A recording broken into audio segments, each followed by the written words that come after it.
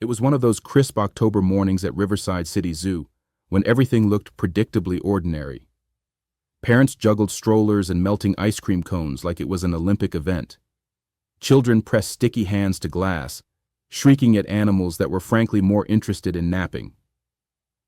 College students streamed in with coffee cups the size of small buckets, phones held high for selfies with giraffes they wouldn't remember by lunch.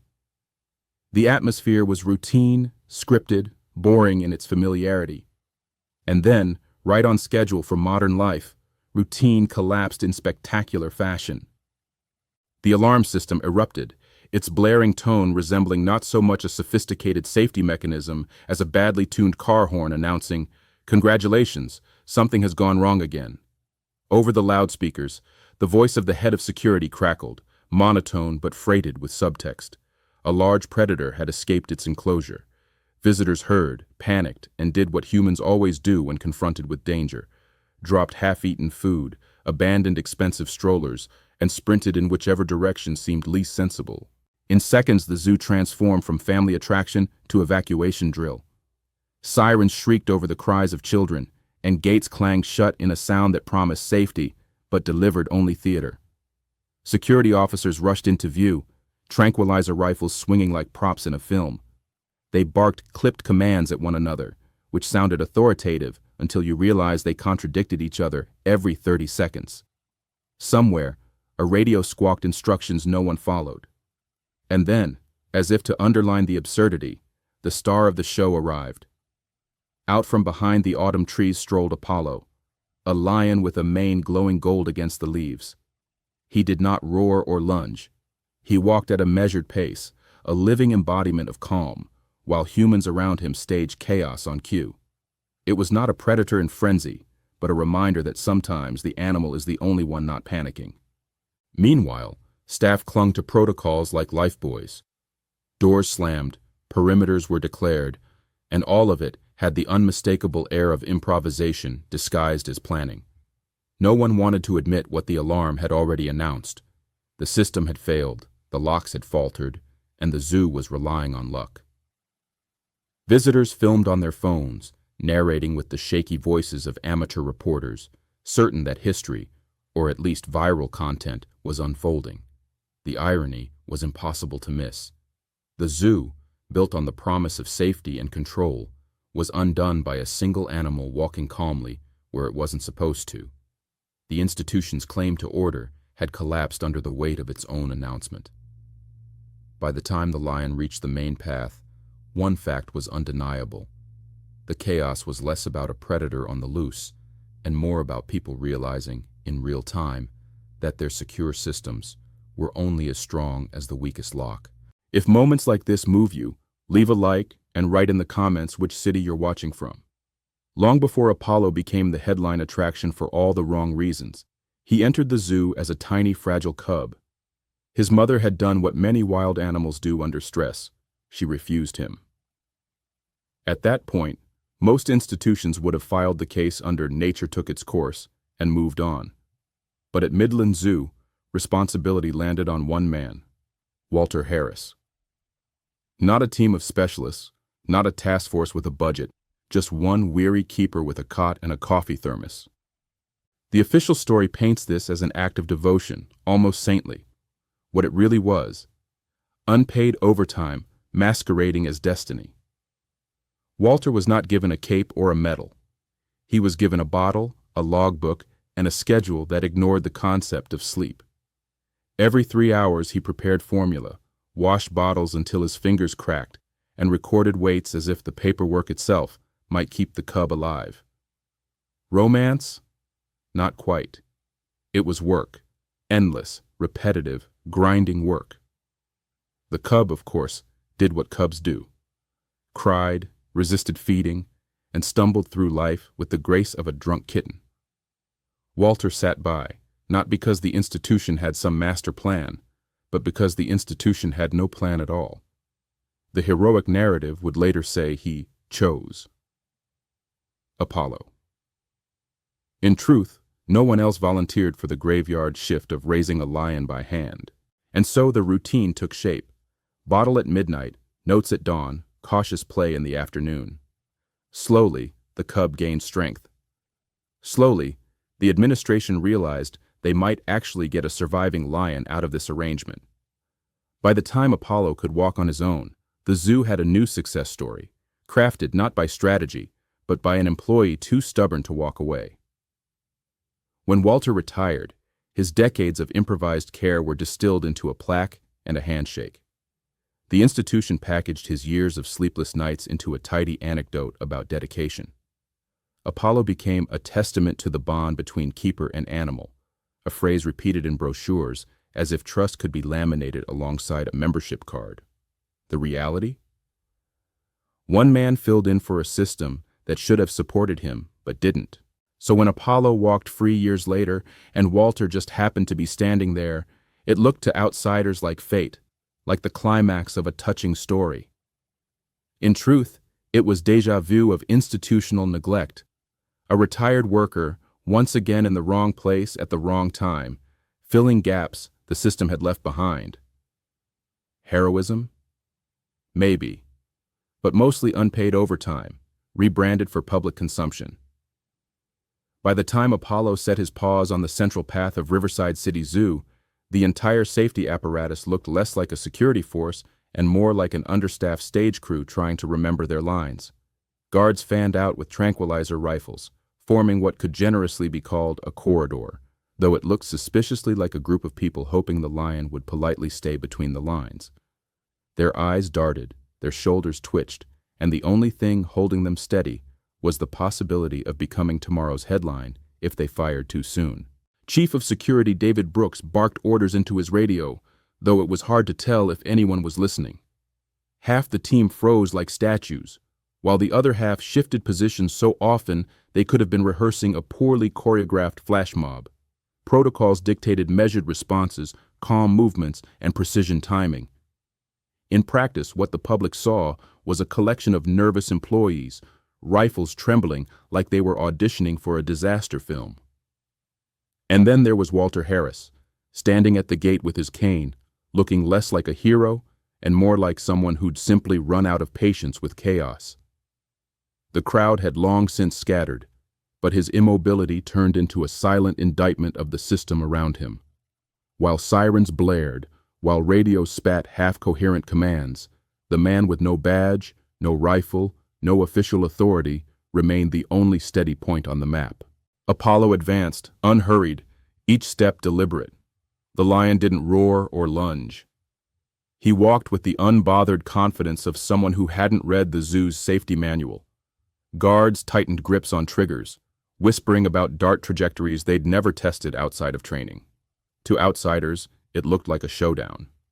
To anyone with common sense, it looked like a coin toss between tranquilizer mishap and public relations disaster. What made the scene absurd was how much depended on waiting. All those contingency plans, all those safety drills, boiled down to the same silent strategy. Do nothing and hope the lion decides not to kill anyone. The manuals called this assessment. The crowd filming on their phones called it standing around. And for Walter, who didn't budge, it was simply Tuesday. Every inch Apollo closed was another reminder of how thin the line was between control and collapse. The zoo had protocols, yes, but in that moment, those protocols were napping.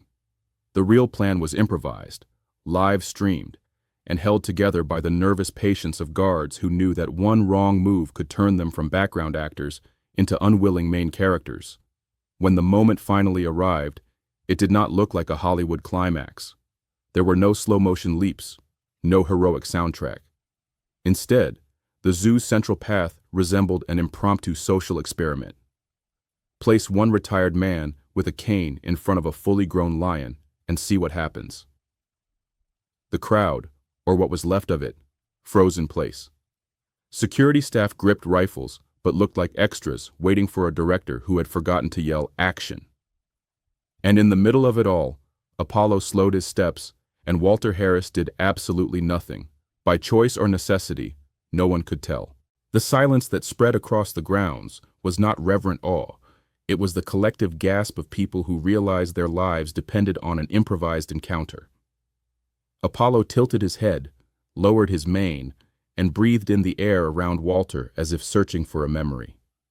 Walter, for his part, stood like a man in line at the DMV, resigned, steady, waiting for someone else to move the paperwork along. The lion's golden eyes locked onto his face, and the crowd collectively decided that standing still was the new definition of bravery. And then came the contact. Apollo leaned in, brushed his muzzle close, and lowered his head just enough for Walter's hand to touch the thick mane. It was a gesture that would later be described in brochures as a remarkable moment of trust. In the moment, however, it looked suspiciously like a coin toss. Either the lion remembered his old keeper, or he was simply tired of walking. Scientists would eventually call this behavior anomalous. Committees would draft reports with graphs, charts, and bullet points to explain why the lion did not maul the nearest human. They would write sentences like subject demonstrated recognition responses inconsistent with standard predator-prey dynamics, which is science speak for, we still don't know why the lion didn't eat him. For the bystanders, it was less mystery and more reality television. Dozens of phones captured the scene from shaky angles, ready to upload proof that survival sometimes hinges on the strangest variables: a forgotten bond, a calm breath, or maybe just a lion having an unusually patient afternoon. The irony hung heavy. What looked to the public like a miracle was, in institutional terms, a nightmare, a contact outside protocol, an event no manual had accounted for, an outcome that would have to be filed away in an appendix labeled "Exceptions We Cannot Explain." In other words, the grand drama of man and beast reduced to a footnote in a safety report. A case study with blurry photos and too many signatures. The kind of moment that the zoo would eventually spin into legend while quietly admitting, in the fine print, that the system had failed and luck had done the heavy lifting. Once the so-called miracle of contact passed, the situation still had one small unresolved detail. The lion was out of his enclosure. And unlike the brochures that would later rebrand this moment as a triumph of trust, what followed looked more like the world's slowest and most awkward parade. Walter Harris, cane in hand, turned toward the enclosure with the dignity of someone who had just been told to lead a marching band he never auditioned for. Behind him trailed Apollo, the not-so-subtle star of the show, padding along at a pace that suggested he had nowhere better to be. Around them, security staff shuffled in formation, their rifles still raised, but their expressions drifting between "stay alert" and "try not to look ridiculous." The crowd that had cautiously returned to the edges of the zoo pathways did what crowds do best: filmed everything. Hundreds of phones hovered in the air, capturing shaky footage of what would later be uploaded as "Lion Walks Man Back to Cage," with a dozen clickbait titles attached. Children gawked, parents whispered, and everyone seemed caught between fear and the absurd feeling that they were watching a rehearsal for a parade that should have been canceled. Apollo's gait was unhurried, almost regal, while the guards around him looked like failed orchestra conductors trying to wave invisible batons. Their whispered commands, left, right, hold position, gave the impression of a marching drill more than an emergency. Walter, who had not volunteered for any of this, walked with the stiff patience of a man just trying to finish his shift decades after retirement. At the enclosure gates, the tension spiked again. Apollo paused at the threshold, as if weighing whether to re-enter or declare independence. The silence stretched, security tensed, families gasped, phones zoomed in, and then, almost casually, the lion stepped through, one paw after another, with the air of someone indulging the humans for once. The gates clanged shut, and the collective sigh of relief was nearly loud enough to qualify as its own alarm system. Staff congratulated one another, though no one seemed eager to admit that what they had just witnessed was less a victory of planning and more a lucky improvisation. What should have been a seamless protocol had turned into a spectacle, a slow-motion procession starring a retiree, a predator, and an entire institution pretending this had gone exactly according to plan. It was not a triumph. It was not a ritual. It was a parade no one signed up for, filmed from every angle, destined to circulate online as proof that sometimes the only thing standing between disaster and safety is the willingness of a lion to play along. The morning after the lion stroll through Riverside City Zoo, the real predators emerged. Committees armed with clipboards, spreadsheets, and the irresistible urge to hold a press conference. The crisis was over, which meant the bureaucracy could begin its favorite ritual, finding something inanimate to blame. An internal investigation was convened with the solemnity of a courtroom drama. Engineers arrived with laptops, managers arrived with excuses, and public relations staff arrived with their best sympathetic frowns. After a few hours of intensive review, the verdict was delivered. The lock did it. Yes, a piece of hardware, a small electronic latch that never had the chance to defend itself, was officially declared responsible for 1,000 people running for their lives. 300 pages of reports followed, all carefully footnoted and bound, proving beyond a shadow of a doubt that the true villain was not the policies, not the underfunded staffing, not the missing redundancies. No, the enemy was a single lock that apparently woke up that morning and decided, maliciously, to open itself.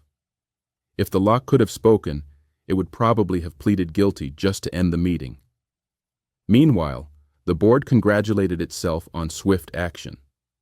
PowerPoint slides bloomed with flowcharts labeled Lessons Learned and Future Safeguards. The phrase "moving forward" was repeated so many times that it could have been mistaken for the zoo's new slogan. By the end of the week, staff were required to sit through 3 separate safety seminars where the main takeaway was simple: next time, double-check the locks. As for the fact that a retiree had walked a lion back into its enclosure, while trained professionals stood frozen, that was carefully rebranded as a community-led response supported by institutional readiness. In other words, the system had not failed. It had shown flexibility. It was a miracle of semantics, not safety. The lock was retired with dishonor, the committee disbanded with applause, and the zoo announced proudly that with new maintenance protocols in place, such an event would never happen again. Of course, the same phrase had been uttered after the last minor escape, and the one before that, but this time it came with pie charts, which made it look more official. In the end, the audit did not solve the problem. It solved the narrative. A dangerous incident was translated into a neat story where failure was mechanical, responsibility was abstract, and everyone could go home believing that order had been restored.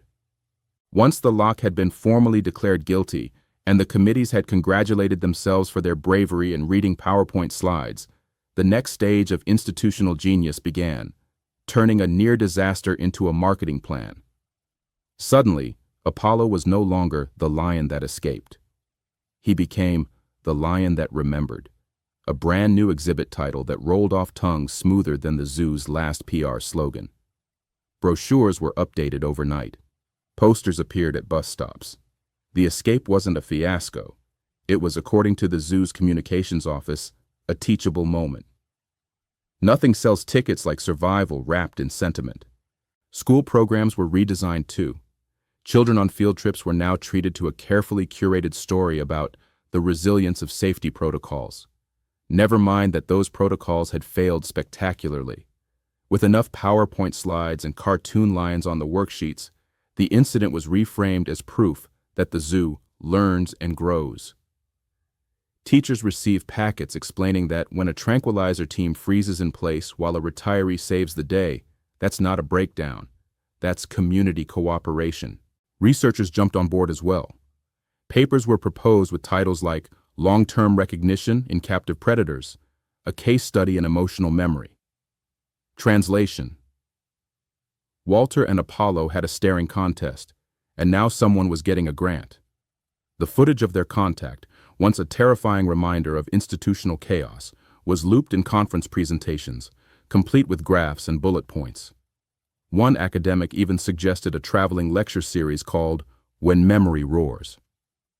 Meanwhile, visitors arriving at Riverside City Zoo could buy t-shirts, mugs, and magnets bearing Apollo's golden mane. A crisis had been fully converted into merchandise. Parents snapped up the souvenirs, kids posed by the exhibit, and the whole event transformed into a family-friendly myth.